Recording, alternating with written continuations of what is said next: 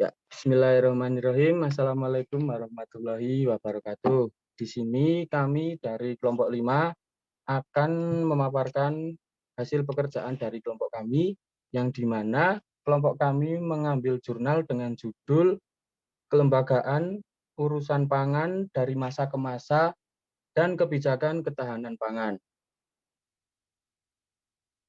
Pada masa pemerintahan Orde Baru, relatif hampir tidak ada kelangkaan oleh 9 bahan pangan pokok.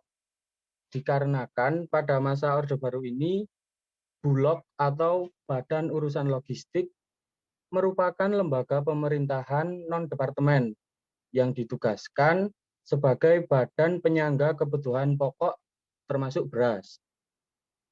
Ada 7 bahan pokok yang harus distabilkan oleh Bulog, yaitu seperti beras, gula, daging ayam, daging sapi, terigu, telur ayam, dan kedelai. Keberhasilan Bulog tidak terlepas dari tata kelola dan institusi Bulog itu sendiri. Secara garis koordinasi, Bulog berada di bawah Kementerian Sekretariat Negara. Akan tetapi tugas dan tanggung jawabnya langsung kepada Presiden.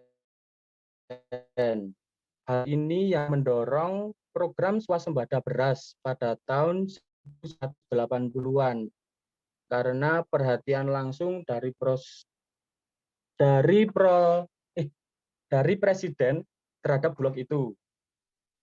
Peran Bulog diakui bersalah jadinya moneter yang semula berperan sebagai badan penyangga pangan pokok dengan stabilitas harga pangan berubah menjadi hampir semua berorientasi pada profit semata. Persoalan ketahanan pangan merupakan masalah penting, terutama seperti masalah kelembagaan yang mengurus pangan seperti Bulog ini. Kelembagaan pangan sudah dibentuk pemerintah sejak lama, namun persoalan seperti lonjakan harga belum juga terselesaikan. Masih sulit upaya untuk menstabilkan harga pangan pokok di masyarakat. Ya, berikut akan dipaparkan pendapat dari anggota kelompok kami. Waktu dan tempat dipersilahkan. Perkenalkan, nama saya Wanda Aulia Savana. Saya akan memaparkan pendapat saya mengenai artikel tersebut. Dalam artikel tersebut menekankan peran Bulog untuk menstabilkan harga ketahanan pangan di Indonesia. Persoalan ketahanan pangan merupakan masalah yang komprehensif. Salah satunya adalah masalah kelembagaan yang mengurusi pangan seperti Bulog. Kelembagaan pangan sudah dibentuk pemerintah sejak masa pemerintahan Presiden Soekarno sampai saat ini. Tetapi persoalan pangan seperti lonjakan harga komoditas pangan pokok belum juga berkurang dan belum terselesaikan. Masih sulitnya upaya untuk menstabilkan harga pangan pokok di masyarakat. Salah satu penyebabnya adalah masalah kelembagaan Bulog yang di sisi hilir yang perlu direformasi dan diberikan tugas ketahanan pangan. Bulog hanya mampu menjaga stabilitas harga beras dengan strategi peningkatan stok beras, tetapi belum mampu menstabilkan harga pangan pokok lainnya. Sekian dari pendapat saya. Oke, perkenalkan nama saya Dimas Bayu. Saya akan memaparkan sedikit pendapat saya mengenai apa ARDAM. Pertama, kelembagaan urusan pangan atau Bulog selalu mengalami perubahan sejak awal kemerdekaan sampai saat ini. Entah itu mengenai peraturannya atau statusnya atau fungsinya dan bahkan kewenangannya. Perubahan tersebut telah menyebabkan upaya ketahanan pangan sering tidak tercapai dan harga pangan yang relatif meningkat setiap tahunnya. Perlu adanya kebijakan pemberian dukungan penuh pada Bulog untuk mengurusi pangan pokok Indonesia agar terciptanya harga pangan yang stabil dan ketahanan pangan. Dan tentu hal itu juga harus didukung oleh Kementerian Pertanian dan Kementerian Perdagangan, di mana Kementerian Pertanian sebagai lembaga yang mengurusi kebijakan untuk si petaninya. seperti misal pemberian subsidi pupuk atau lainnya. Sedangkan untuk Kementerian Perdagangan sebagai lembaga yang mengurusi tentang penyaluran produksinya, hasil produksinya atau perdagangannya. Dan Bulog itu bisa fokus untuk menstabilkan harga penyediaan stok beras atau pangan agar tercapainya kestabilan harga dan ketahanan pangan Indonesia. Sekian pendapat dari saya. Terima kasih. Bisa dilanjutkan oleh yang lain. Kenalkan, nama saya Rifa Aswatunasana. Tadi sudah dijelaskan oleh Mas Adam bahwa sejak kemerdekaan Indonesia sampai saat ini, tugas, kewenangan, dan organisasi kelembagaan urusan pangan itu selalu berubah-ubah. Nah, perubahan tersebut banyak berpengaruh terhadap upaya mewujudkan ketahanan pangan nasional. Nah, bisa dilihat sejak Presiden Soekarno sampai dengan Presiden SBY, pemerintah itu sudah mengeluarkan 15 peraturan perundang-undangan tentang kelembagaan pangan di luar Departemen Pertanian atau Kementerian Pertanian. Di satu sisi, hal ini menunjukkan positif dari besarnya perhatian pemerintah mengenai pangan, tetapi di sisi lain, seiring pergantian peraturan perundang-undangan, menyebabkan urusan pangan itu menjadi tidak fokus dan juga berubah-ubah sesuai dengan rezim pemerintahan yang berkuasa. Oleh karena itu, menurut saya itu diperlukan kejelasan tentang peraturan kelembagaan pangan, khususnya dengan pemerintah mengembalikan peran Bulog seperti semula, penyempurnaan atau revitalisasi tugas dan fungsinya, penguatan peran dan fungsi Bulog diprediksi akan mampu menjaga stabilitas harga pangan dan menjaga minat petani untuk tetap menanam padi dan berbagai komoditas pangan lain. Selain itu, untuk mendukung ketahanan pangan dan stabilisasi harga, diperlukan perbaikan infrastruktur dan tata niaga pangan, pembenahan kelembagaan basis produksi, dan tata niaga pangan saat ini dirasakan masih kurang memadai dan kurang koordinasi.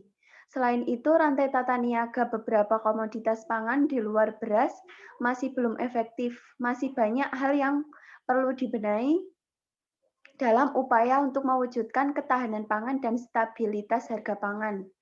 Perlu pembenahan secara konsisten terhadap seluruh aspek terkait dengan upaya mewujudkan ketahanan pangan dan stabilitas harga, baik dari sisi kapabilitas korporasi, infrastruktur, regulasi hulu dan hilir, dan kelembagaan pangan.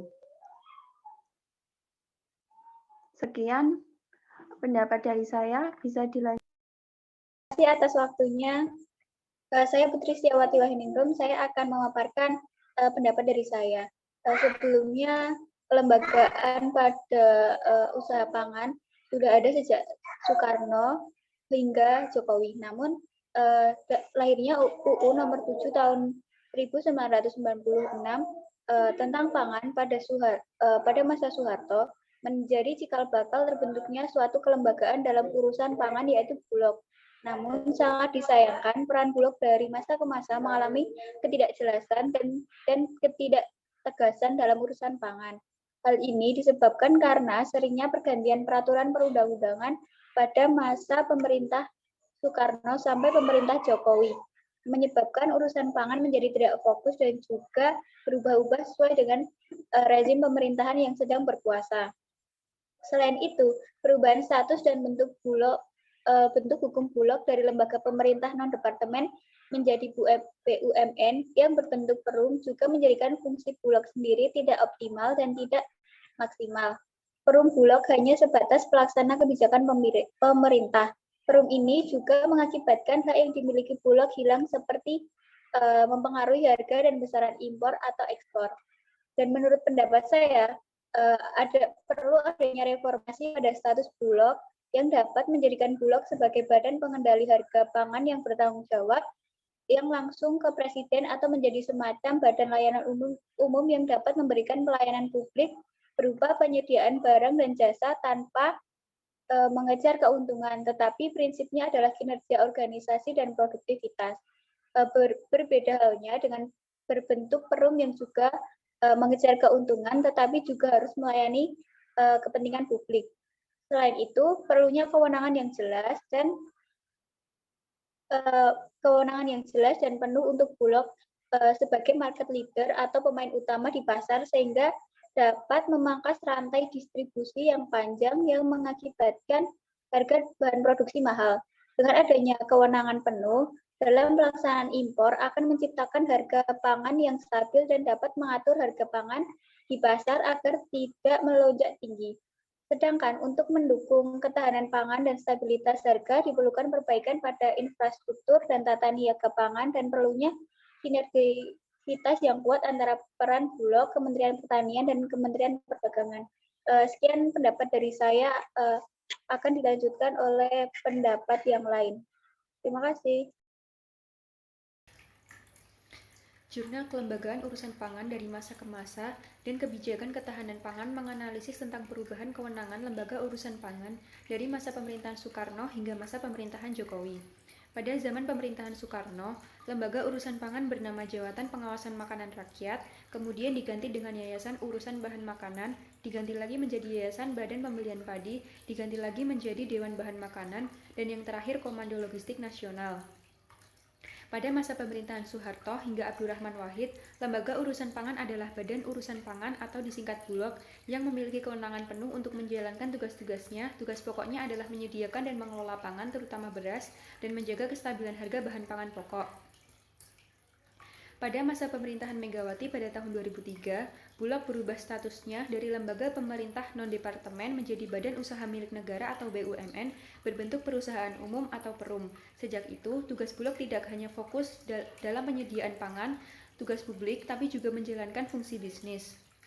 Kemudian lembaga urusan pangan selain Bulog adalah Kementerian Pertanian dan Kementerian Perdagangan. Pendapat saya, menurut saya, keberhasilan Bulog pada masa pemerintahan Soeharto terjadi karena Bulog sebagai lembaga urusan pangan diberi kewenangan penuh untuk mengatur tugas-tugasnya. Tugas pokoknya adalah menyediakan pangan dan menjaga kestabilan harganya. Pada saat itu, Bulog bertanggung jawab langsung kepada Presiden. Sepanjang 1970-an sampai 1980-an dilakukan investasi besar-besaran untuk membangun infrastruktur pertanian. Hal itu tentu meningkatkan produksi pangan untuk menjaga ketahanan pangan dalam negeri. Tetapi, pada saat Bulog berubah status menjadi BUMN, Bulog tidak lagi menjalankan tugas utamanya yaitu tugas publik, tetapi juga fungsi bisnis di mana Bulog juga mementingkan profit bisnis. Bulog tidak memiliki kewenangan mandiri mengatur urusan pangan namun melaksanakan kebijakan pemerintah. Dalam hal ini Kementerian Perdagangan dan Kementerian Pertanian. Menurut saya, wewenang Bulog perlu diperluas dan dikuatkan. Ketahanan pangan dalam negeri merupakan hal yang sangat penting karena menyangkut kesejahteraan masyarakat. Bulog perlu fokus dan memprioritaskan tugas publiknya daripada fungsi bisnisnya. Ketidakstabilan harga pangan di pasar bisa saja terjadi karena adanya kecurangan oleh produsen maupun distributor. Hal itu akan memberatkan masyarakat miskin di mana masyarakat kelas bawah masih mendominasi di Indonesia. Peran kelembagaan sangat penting dalam mengatur urusan pangan suatu negara. Transparansi antar lembaga yang bekerja sama perlu dilakukan agar tugas dapat diselesaikan dengan efisien dan efektif. Ya, tadi merupakan beberapa pendapat dari kelompok 5. Sekarang di sini saya akan mencoba memberikan kesimpulan.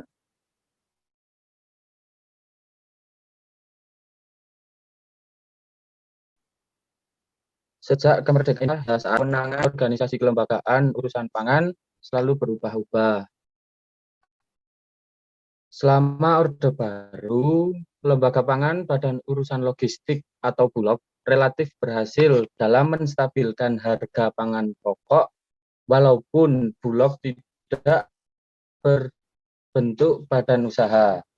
Politik pengelolaan pangan juga mempengaruhi pencapaian ketahanan pangan, seperti pada masa krisis ekonomi 1998.